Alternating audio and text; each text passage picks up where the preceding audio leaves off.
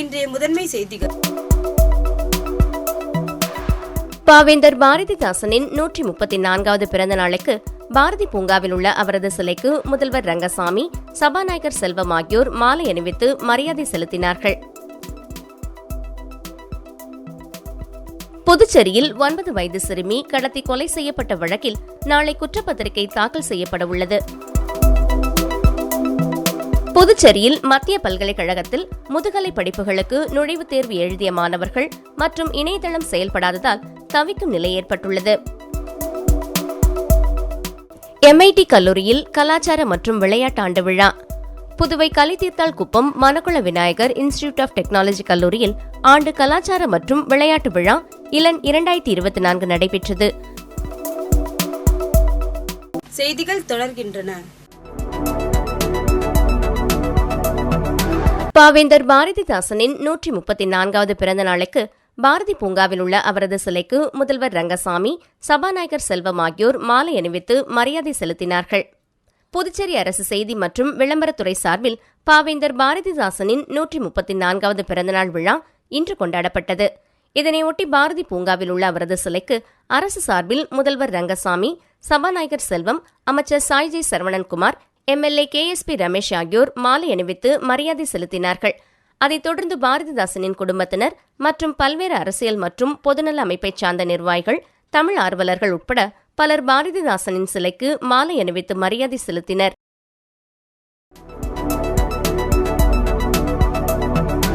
புதுச்சேரியில் 9 வயது சிறுமி கடத்தி கொலை செய்யப்பட்ட வழக்கில் நாளை குற்றப்பத்திரிகை தாக்கல் செய்யப்பட உள்ளது. புதுச்சேரி முத்தியால்பேட்டையைச் சேர்ந்த 9 வயது சிறுமி கடந்த மாதம் 2ஆம் தேதி கடத்தப்பட்டு படுகொலை செய்யப்பட்டார். இந்த வழக்கில் அதே பகுதியைச் சேர்ந்த விவேகானந்தன் என்ற முதியவரும், கருணாஸ் என்ற இளைஞரும் சிறுமியை பாலியல் வன்கொடுமை செய்து கொலை செய்தது தெரியவந்தது. இதையடுத்து இருவரும் கைது செய்யப்பட்டு காலாப்பட்டு மத்திய சிறையில் அடைக்கப்பட்டு தொடர்ந்து விசாரணை நடைபெற்று வருகிறது. இந்த நிலையில் சிறுமி உடலை பிரேத பரிசோதனை செய்து ஜிப்மர் மருத்துவமனை அதன் அறிக்கையினை போலீசாருக்கு அளித்தனர்.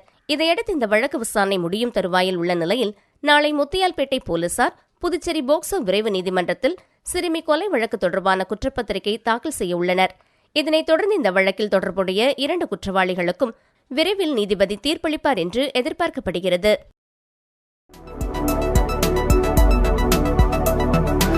புதுச்சேரியில் மத்திய பல்கலைக்கழகத்தில் முதுகலை படிப்புகளுக்கு நுழைவுத் தேர்வு எழுதிய மாணவர்கள் மற்றும் இணையதளம் செயல்படாததால் தவிக்கும் நிலை ஏற்பட்டுள்ளது.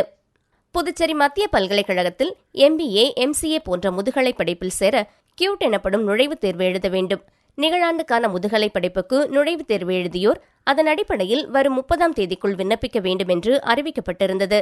இந்நிலையில் நுழைவுத் தேர்வு எழுதியவர்கள் நேற்று விண்ணப்பிப்பதற்காக பல்கலைக்கழகம் சார்பில் குறிப்பிட்ட இணையதளத்தை அணுகினர். ஆனால் இந்த இணையதளம் செயல்படவில்லை என்று கூறப்படுகிறது. இதையடுத்து பல்கலைக்கழக நிர்வாகம் மற்றும் தொடர்புக்கு என அறிவிக்கப்பட்ட தொலைபேசி ஆகியவற்றிலும் தொடர்பு கொள்ள முயன்றும் செயல்படவில்லை என்று கூறப்படுகிறது. இதனால் முதுகலை படிப்புக்கு விண்ணப்பிக்க இயலாமல் மாணவ மாணவிகள் தவிக்கும் நிலை ஏற்பட்டுள்ளது. முதுகலை படிப்புகளுக்கு விண்ணப்பிக்க நாளை கடைசி நாள் என்பதால் அதற்குள் இணையதளம் செயல்பட சம்பந்தப்பட்டோர் நடவடிக்கை எடுக்க வேண்டும் என்று மாணவர்களிடையே கோரிக்கை குரல் எழுந்துள்ளது.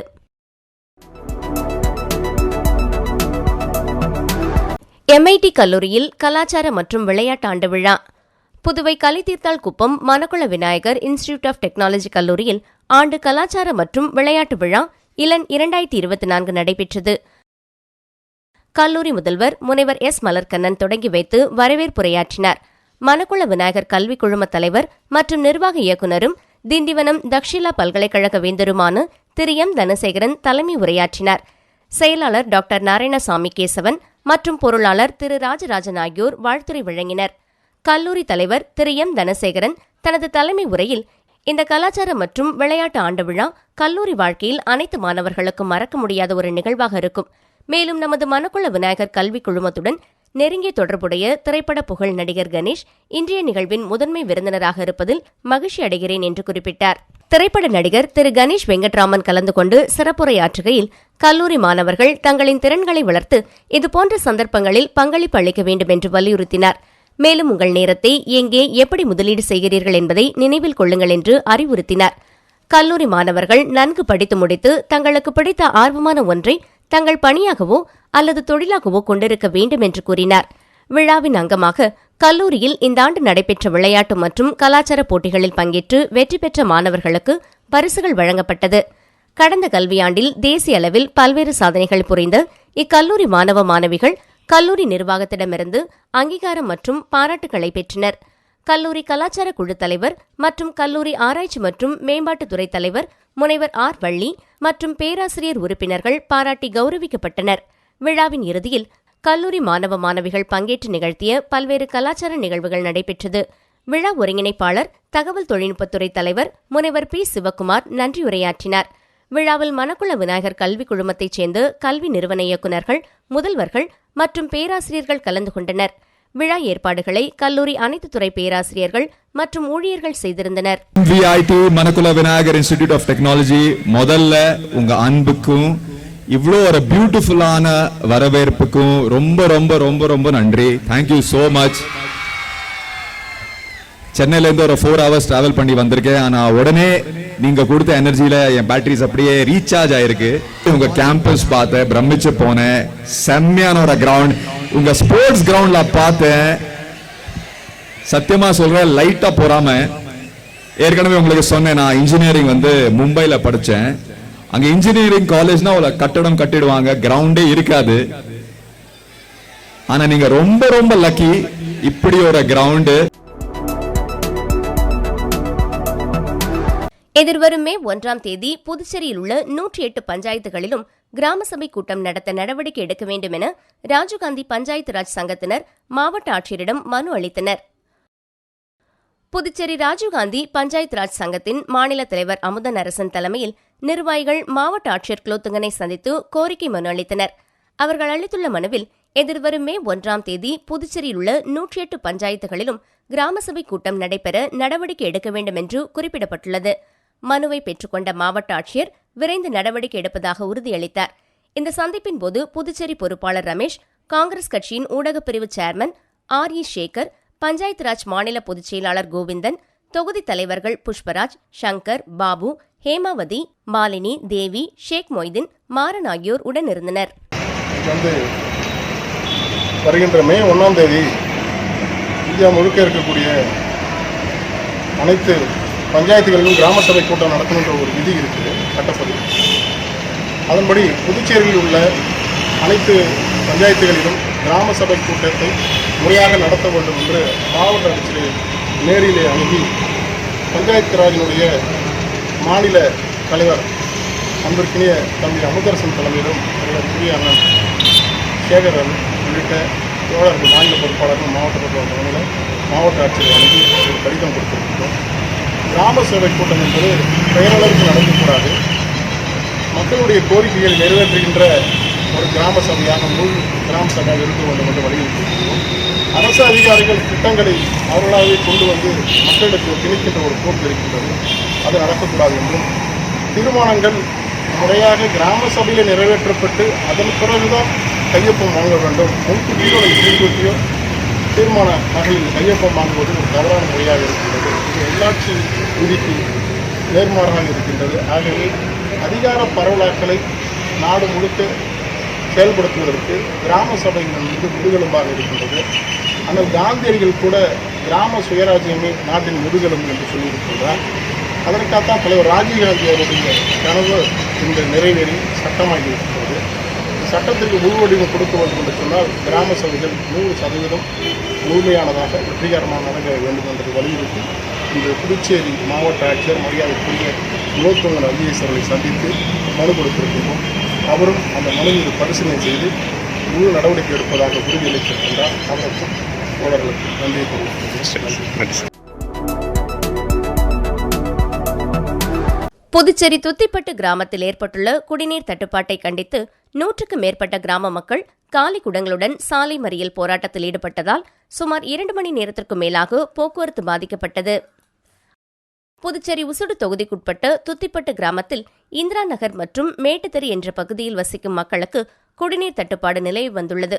குறிப்பாக இந்திரா நகர் மற்றும் மேட்டுத்தெருவைச் சேர்ந்த 40க்கும் மேற்பட்டோர் வசிக்கும் பகுதிக்கு போதிய அளவு தண்ணீர் வரவில்லை. இது தொடர்பாக கொம்யூன் பஞ்சாயத்துக்கு புகார் தெரிவித்தும் யாரும் நடவடிக்கை எடுக்காத காரணத்தினால் அப்பகுதியைச் சேர்ந்த 100க்கும் மேற்பட்டோர் காலி குடங்களோடு துத்திப்பட்டு சேதராப்பட்டு சாலையில் திடீர் மறியல் போராட்டத்தில் ஈடுபட்டனர். 1 மணி நேரத்திற்கு மேலாக இந்த போராட்டம் நீடித்த நிலையில் இரு பக்கமும் 2 கிலோமீட்டர் தூரத்திற்கு வாகனங்கள் அணிவகுத்து நின்றன. அதே வேளையில் தங்களிடம் பேச்சுவார்த்தை யாரும் வராத காரணத்தினால் மண் குடங்களை உடைத்தும் பிளாஸ்டிக் குடங்களை தூக்கி வீசியும் மக்கள் தங்களது எதிர்ப்பை தெரிவித்தனர். இதுகுறித்து தகவல் அறிந்து வந்த போலீசார் மற்றும் பொதுப்பணித்துறை அதிகாரிகள் உடனடியாக குடிநீர் பிரச்சினைக்கு தீர்வு காணப்படும் என்று தெரிவித்ததைத் தொடர்ந்து போராட்டம் கைவிடப்பட்டது. கிராம மக்களின் திடீர் போராட்டத்தால் சுமார் 2 மணி நேரத்திற்கு மேலாக போக்குவரத்து பாதிக்கப்பட்டது.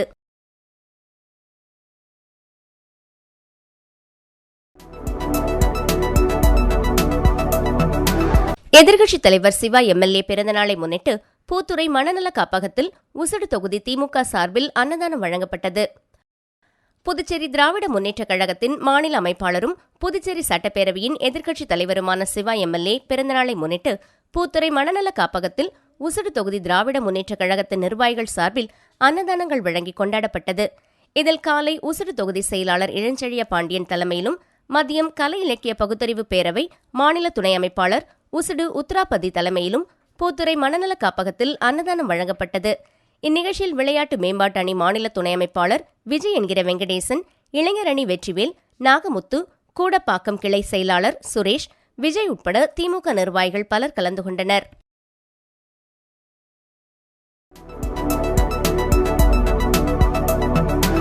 தொண்டமாநத்தம் ஸ்ரீ சுயம்பு அரசனடி முத்தால மாரியம்மன் ஆலயத்தில் பந்தக்கால் நடுதல் விழா நடைபெற்றது.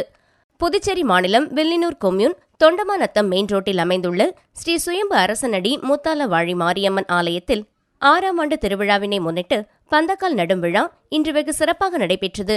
இதைத் தொடர்ந்து அரசனடி சப்த லிங்கேஸ்வரர் பிரதிஷ்டை செய்து மகா கும்பாபிஷேகம் நடைபெற்றது. இதனைத் தொடர்ந்து பக்தர்கள் அனைவரும் காப்பு கட்டிக் கொண்டனர். தொடர்ந்து மகா யாகம் மற்றும் சிறப்பு பூஜைகள் செய்து சுவாமிக்கு மகா தீபாராதனை காண்பிக்கப்பட்டது. இதில் திரளான பக்தர்கள் கலந்து கொண்டு சுவாமி தரிசனம் செய்தனர். தொடர்ந்து விழாவில் கலந்து கொண்ட பக்தர்கள் அனைவருக்கும் அன்னதானம் வழங்கப்பட்டது.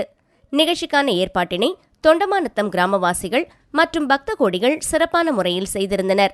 மேலும் முக்கிய நிகழ்வாக வருகிற வெள்ளிக்கிழமையன்று சாகி வார்த்தல் விழா நடைபெறவுள்ளது குறிப்பிடத்தக்கது. விளம்பர இடைவெளிக்கு பிறகு மற்ற செய்திகளை காணலாம்.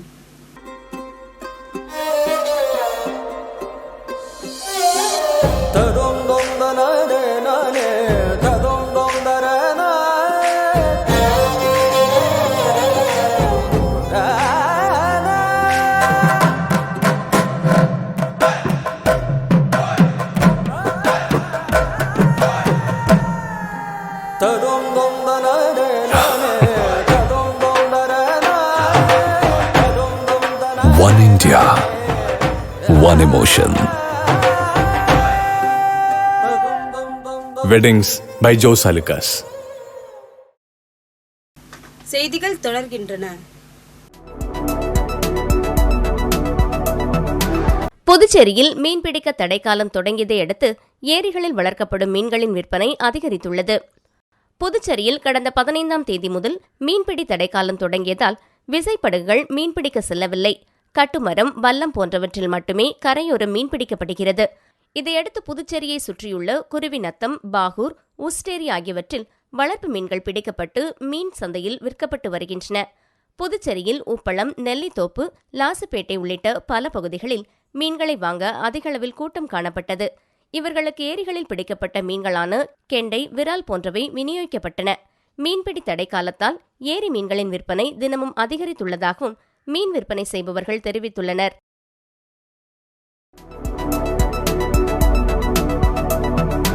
சென்னையில் நடைபெற்ற மாநில அளவிலான ஜூனியர் ஆணழகன் போட்டியில் புதுச்சேரியைச் சேர்ந்த 7 வயது சிறுவன் சாம்பியன் பட்டத்தை வென்று புதுச்சேரி திரும்பி அவருக்கு மேளதாளத்துடன் உற்சாக வரவேற்பு அளிக்கப்பட்டது. தெற்காசியா மற்றும் இந்தியன் பாடி பில்டர் அசோசியேஷன் சார்பில் 5ஆம் ஆண்டு சாய் கிளாசிக் 2024 ஆணழகன் சாம்பியன்ஷிப் போட்டி சென்னை புரசைவாக்கம் தனியார் திருமண மண்டபத்தில் நடைபெற்றது. இந்த போட்டியில் சீனியர், ஜூனியர் பாடி பில்டிங் உள்ளிட்ட பல்வேறு பிரிவுகளில் இந்த போட்டி நடைபெற்றது.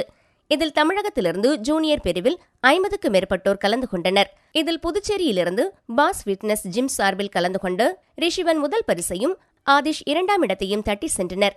இவர்களுக்கு சான்றிதழ்களும் பதக்கங்களும் வழங்கி கௌரவிக்கப்பட்டது. பட்டங்களை வென்று புதுச்சேரி திரும்பிய இவர்களுக்கு உற்சாக வரவேற்பு அளிக்கப்பட்டது.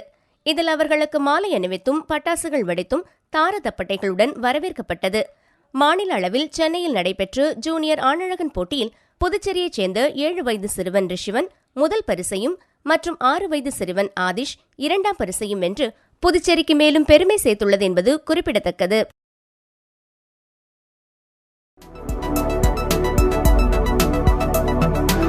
திண்டிவனத்தில் தமிழ் சங்கம் சார்பில் புரட்சி கவிஞர் பாரதிதாசனின் 133வது பிறந்தநாளை முன்னிட்டு அவரது திருவுருவ சிலைக்கு மாலை அணிவித்து மலர்தூவி மரியாதை செலுத்தப்பட்டது.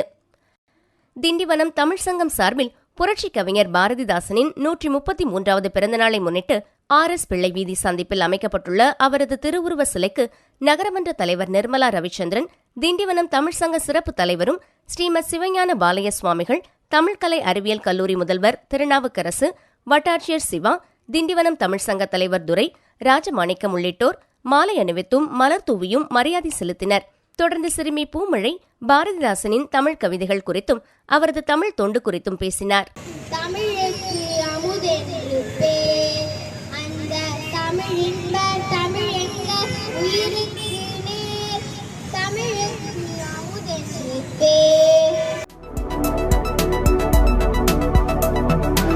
திண்டிவனம் அடுத்த கொல்லியங்குளம் சுந்தர விநாயகர் கோவிலில் சித்திரை மாத சங்கடஹர சதுர்த்தி விழா நடைபெற்றது.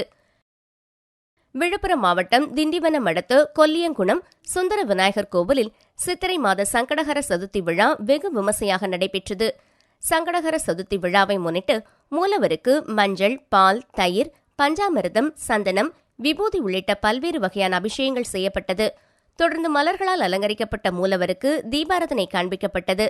இதில் திரளான பக்தர்கள் கலந்து கொண்டு சுவாமி தரிசனம் செய்தனர்.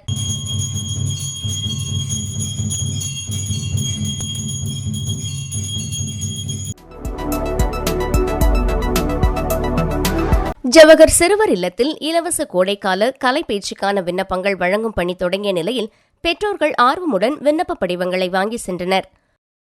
புதுச்சேரி கல்வித்துறை சார்பில் கோடை விடுமுறையை முன்னிட்டு ஜவஹர் சிறுவர் இல்லம் குழந்தைகளுக்காக பல்வகை கலைகள், நடனங்களுக்கான பரதம், கிராமிய நடனம், வாய்ப்பாட்டு, வயலின், வீணை, மிருதங்கம், ஓவியம், கைவினை, கிதார், ட்ரம்ஸ், கையெழுத்து பயிற்சி, விளையாட்டுகளுக்கான கேரம், செஸ், இறகுப்பந்து, டேபிள் டென்னிஸ், தற்காப்பு கலைகளான தேக்வாண்டா ஆகியவற்றை கற்பிக்க சிறப்பு ஏற்பாடுகள் செய்துள்ளது. அதன் அடிப்படையில் 6 வயது முதல் 16 வயதுள்ள புதுச்சேரி அரசு மற்றும் தனியார் பள்ளிகளைச் சேர்ந்த குழந்தைகள் சிறப்பு பயிற்சியில் சேரலாம். பயிற்சிக்கான கோடை வகுப்புகள் வரும் மே 2ஆம் தேதி தொடங்க உள்ள நிலையில் அதற்கான விண்ணப்பங்கள் வழங்கும் பணி இன்று தொடங்கியது. புதுச்சேரியில் உள்ள ஜவஹர் சிறுவர் இல்ல வளாகம், லாசுப்பேட்டையில் உள்ள கோலக்கார அரங்கசாமி நாயக்கர் அரசு நடுநிலைப் பள்ளி வளாகம், கதிர்காமத்தில் உள்ள அரசு மேல்நிலைப் பள்ளி வளாகம், நொனாங்குப்பம் அரசு மேல்நிலைப் பள்ளி வளாகம், வில்லினூர் அரசு பெண்கள் நடுநிலைப் பள்ளி வளாகம் ஆகிய இடங்களில் பெற்றோர்கள் ஆர்வமுடன் விண்ணப்ப படிவங்களை வாங்கி சென்றனர்.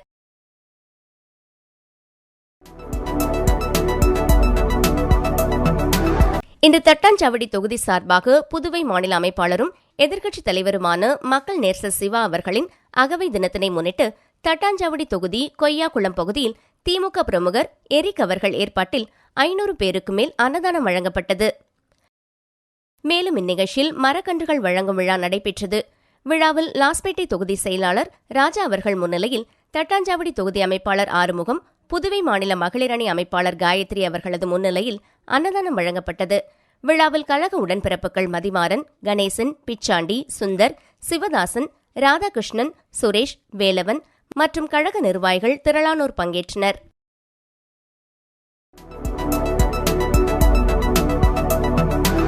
அரியூர் ஸ்ரீ வெங்கடேஸ்வர மருத்துவக் கல்லூரி மருத்துவமனையில் 10ஆம் ஆண்டு பட்டமளிப்பு விழா கல்லூரி வளாகத்தில் உள்ள சாயரங்கில் நடைபெற்றது. ஸ்ரீ வெங்கடேஸ்வர கல்வி குழுமத்தின் தலைவர் ராமச்சந்திரன் தலைமை தாங்கி குத்துவிளக்கினை ஏற்றி துவக்கி வைத்தார்.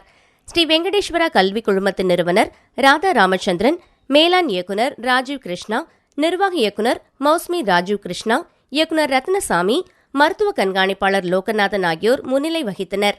ஸ்ரீ வெங்கடேஸ்வர கல்வி குழுமத்தின் முதன்மை இயக்க அதிகாரி டாக்டர் வித்யா, பொது மேலாளர் சவுந்தரராஜன் ஆகியோர் கலந்து கொண்டனர். மருத்துவ மாணவர்கள் பட்டமளிப்பு விழாவில் சிறப்பு விருந்தினராக மலேசியா அமிஸ்ட் பல்கலைக்கழக பேராசிரியர் எமிரேட்ஸ் டாக்டர் சேதுராமன் கலந்து கொண்டு மருத்துவ மாணவர்களுக்கு பட்டங்களை வழங்கி வாழ்த்தி பேசினார். சிறப்பு விருந்தினராக சேதுராமன் பேசும்போது, சிறந்த மருத்துவ மாணவர்களை வெங்கடேஸ்வரா கல்வி நிறுவனம் உருவாக்கி வருகின்றது. மருத்துவ உலகில் மேம்பட்ட சிகிச்சைகள், அதற்குரிய மருந்துகள் அனைத்தையும் அறிந்து கனிவோடும் அன்போடும் நோயாளிகளுக்கு தன்னம்பிக்கை அளித்து மருத்துவ பட்டம் பெற்ற மாணவர்களாகிய நீங்கள் சேவை செய்ய வேண்டும். வளர்ந்து வரும் மருத்துவ உலகில் புதிய மருந்துகளை கண்டுபிடித்து மனித உயிர்களை தாக்கக்கூடிய நோய்களை போக்கவும் அனைத்து நோய்களையும் குணமாக்கக்கூடிய அதிநவீன மருந்துகளை இந்த நிறுவனம் கண்டுபிடிக்க வேண்டும். உலகின் கொரோனா வைரஸ் போன்ற பேரிடர் காலத்தில் மருத்துவர்களின் சேவை உலகளவில் பேசப்பட்டது. அதுபோன்ற பேரிடர்களை ஒவ்வொரு மருத்துவ மாணவர்களும் மருத்துவர்களும் செவிலியர்களும் எதிர்கொள்ள தயாராக இருக்க வேண்டும். கிராமப்புறங்களில் உள்ள ஏழை எளிய பொதுமக்களை நேரில் சந்தித்து அவர்களுக்கு தேவையான மருத்துவ உதவிகள், மருந்துகளை வழங்கி அவர்களோடு தங்கியிருந்து சிகிச்சை அளிக்க வேண்டும்.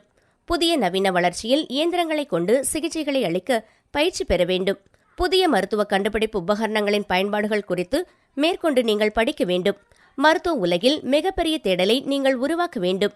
அதில் முழுமையான மருத்துவராக இந்த உலகில் சேவை செய்ய வேண்டும் என்று கேட்டுக்கொண்டு இந்த நன்னாளில் உங்களை வாழ்த்துகிறேன். இவ்வாறு அவர் பேசினார். பட்டமளிப்பு விழாவில் 219 மருத்துவ மாணவர்களுக்கு பட்டங்கள் வழங்கப்பட்டது. முன்னதாக பல்கலைக்கழக அளவில் தங்கப்பதக்கம் பெற்று முதலிடம் பிடித்த மாணவி சுதா ஷீனா, 2ஆம் இடம் பிடித்த மாணவி ஷில்பா, 3வது இடம் பிடித்த மாணவி ஸ்ரீரஞ்சனி ஆகியோருக்கு கல்லூரியின் சார்பில் பாராட்டுகள் தெரிவிக்கப்பட்டது. இந்த நிகழ்ச்சியில் வெங்கடேஸ்வரா கல்விக் குழுமத்தின் கீழ் இயங்கும் மருத்துவ கல்வி நிறுவனங்களை, கல்லூரிகளைச் சேர்ந்த முதல்வர்கள், துணை முதல்வர்கள், பேராசிரியர்கள், துணை பேராசிரியர்கள், மருத்துவக் கல்லூரி மாணவர்கள், பெற்றோர், மருத்துவக் கல்லூரியின் ஊழியர்கள் என பலரும் கலந்து கொண்டனர். நிகழ்ச்சியின் முடிவில் துணை முதல்வர் டாக்டர் வினோத் அனைவருக்கும் நன்றி கூறினார்.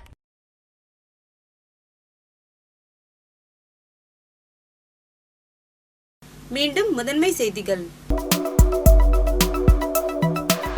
பாவேந்தர் பாரதிதாசனின் 134வது பிறந்த நாளுக்கு பாரதி பூங்காவில் உள்ள அவரது சிலைக்கு முதல்வர் ரங்கசாமி, சபாநாயகர் செல்வம் ஆகியோர் மாலை அணிவித்து மரியாதை செலுத்தினார்கள்.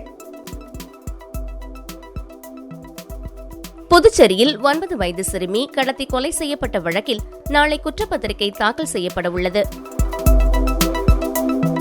புதுச்சேரியில் மத்திய பல்கலைக்கழகத்தில் முதுகலை படிப்புகளுக்கு நுழைவுத் தேர்வு எழுதிய மாணவர்கள் மற்றும் இணையதளம் செயல்படாததால் தவிக்கும் நிலை ஏற்பட்டுள்ளது. MIT கல்லூரியில் கலாச்சார மற்றும் விளையாட்டு ஆண்டு விழா. Puduvai Kalitheerthalkuppam Manakula Vinayagar institute of technology கல்லூரியில் ஆண்டு கலாச்சார மற்றும் விளையாட்டு விழா இளன் 2024 நடைபெற்றது. இத்துடன் இச்செய்தி அறிக்கை நிறைவு பெறுகின்றன. நன்றி, வணக்கம்.